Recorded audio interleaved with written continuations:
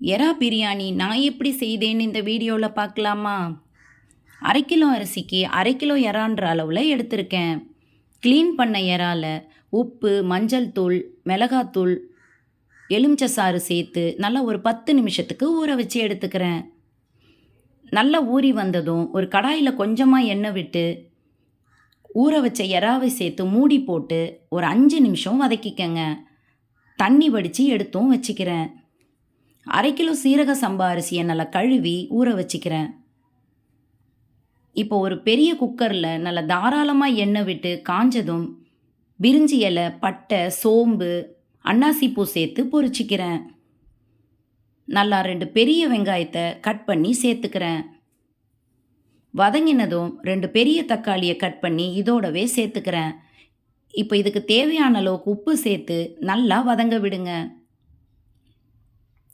நீங்கள் வேணும்னா காரத்துக்கு தகுந்த மாதிரி பச்சை மிளகாவை கீறி போட்டுக்கங்க.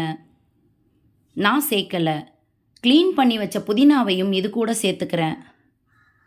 நல்லா வதங்க விடுங்க. இஞ்சி பூண்டு பேஸ்ட்டு சேர்த்து பச்சை வாசனை போகிற வரைக்கும் வதக்கிக்கங்க.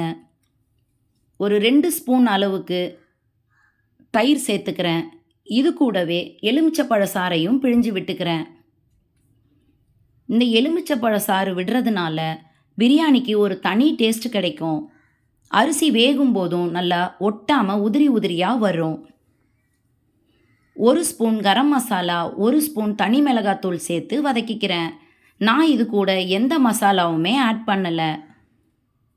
2 கிளாஸ் அரிசிக்கு 3 கிளாஸ் தண்ணி அளவுக்கு சேர்த்துக்கிறேன். எறா வேக வச்ச தண்ணியுமே இது கூட சேர்த்து கொதிக்க விடுறேன். நல்லா கொதி வந்ததும் ஊற வச்ச அரிசியை தண்ணி வடித்து இது கூடவே சேர்த்துக்கிறேன்.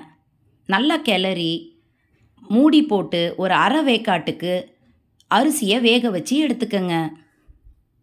நல்லா அரை பதத்துக்கு வந்ததும் நம்ம வறுத்து வச்ச எறாவை இது கூட கொட்டி இப்போ மூடி போட்டு ஒரு விசில் விட்டு இறக்கினா நல்ல உதிரி உதிரியான சுவையான எறா பிரியாணி ரெடி. நீங்களும் நான் சொன்ன அளவுகளோட இது போலவே செய்து பாருங்கள். உங்களுக்கு பிடிச்சிருந்தால் லைக் பண்ணுங்கள், ஷேர் பண்ணுங்கள். உங்களுக்கு இது எப்படி வந்ததுன்னு கீழே என்னோட கூட கமெண்ட் பண்ணுங்கள்.